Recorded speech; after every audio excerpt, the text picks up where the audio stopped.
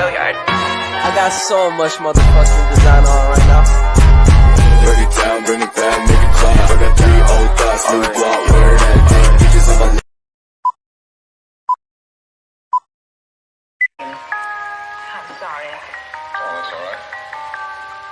Puncak kejayaan Mongolia terjadi pada abad ke-13 dan 14 di bawah kepemimpinan Genghis Khan dan penerusnya. Mereka berhasil membangun kekaisaran terbesar di dalam sejarah yang membentang dari Eropa Timur hingga Asia Timur. Setelah kekaisaran runtuh, Mongolia berada di bawah kekuasaan berbagai entitas termasuk dinasti Qing di Cina selama berabad-abad. Pada awal ke-20, Mongolia meraih kemerdekaan.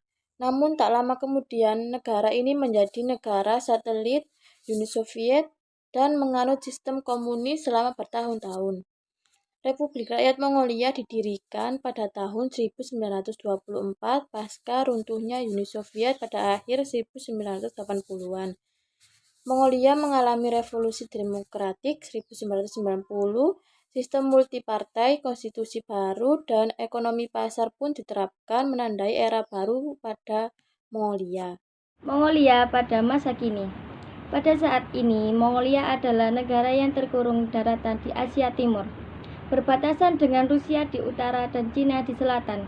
Negara ini termasuk daratan terbesar di dunia yang tidak berbatasan dengan laut tertutup. Luasnya sekitar 1.500 km persegi. Namun, populasinya hanya 3,3 juta, menjadikannya negara berdaulat dengan kepadatan penduduk terendah di dunia.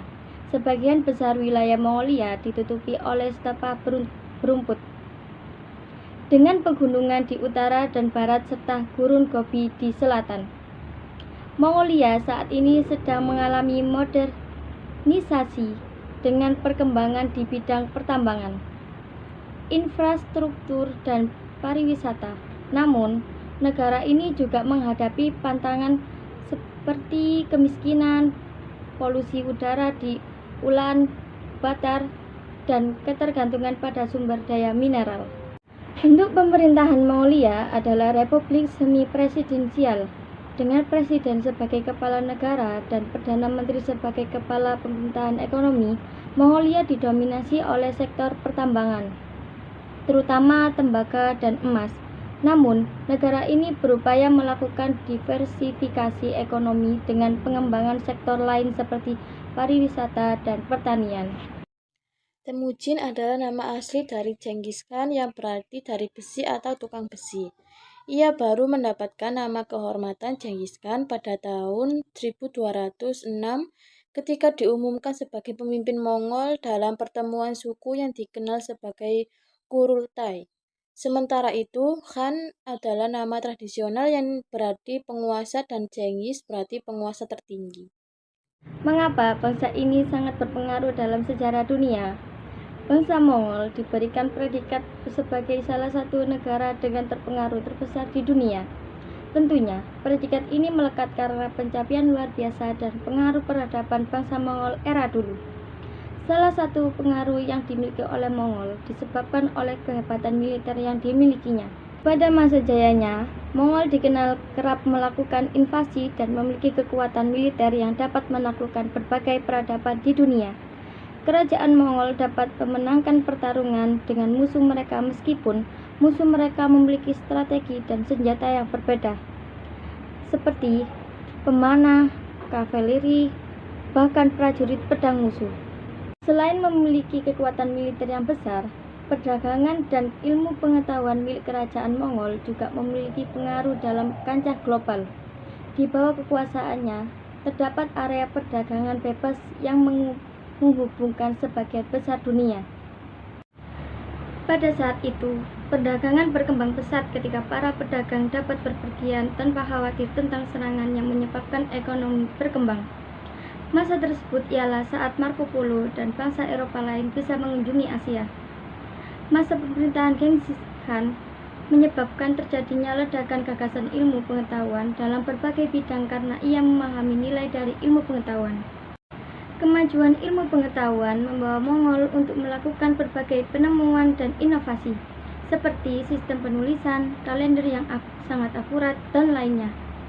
Kontribusinya pada bidang ilmu pengetahuan, seni, dan perdagangan memiliki pengaruh terhadap eksistensi manusia dan telah membentuk sejarah kita.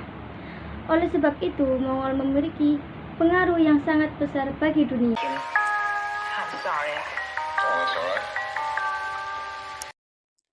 Film ini dapat membantu saya mempelajari tentang kehidupan Genghis Khan, salah satu penakluk terbesar dalam sejarah. Saya juga dapat belajar tentang adat istiadat, kepercayaan, dan cara hidup orang Mongolia pada saat itu. Dan film ini juga mengajarkan beberapa nilai kehidupan yang penting seperti ketekunan, kepemimpinan, dan kesatuan. Manfaat setelah menonton film tersebut yaitu saya dapat lebih memahami negara Mongolia yang memberikan berbagai manfaat baik dari segi pengetahuan dan pemahaman budaya maupun secara praktis. Terdapat persamaan di antara video pertama dan kedua, yaitu sama-sama menjelaskan tentang sejarah Mongolia dan sejarah pemimpin kerajaan Mongol yang bernama Genghis Khan. Perbedaan di kedua video tersebut yaitu video 1 mencakup informasi sejarah dan dapat mencakup berbagai topik seperti perkembangan ekonomi, kehidupan sehari-hari masyarakat, perkembangan politik, dan aspek-aspek budaya. Jika di video kedua, yaitu mungkin memiliki fokus yang lebih spesifik tentang berkisar pada periode tertentu, tokoh sejarah, atau peristiwa tertentu dalam sejarah Mongolia. Momen yang menarik bagi saya adalah pada saat pertempuran besar-besaran yang realistis, yang menggambarkan keahlian dan strategi perang Genghis Khan dan pasukannya. Momen paling menarik saat menonton film tersebut yaitu kita dapat memahami asal-usul negara Mongol dan terlebih lagi kita juga tahu perkembangan negara Mongol di masa lampau sampai masa kini maupun itu secara budaya dan secara geografis.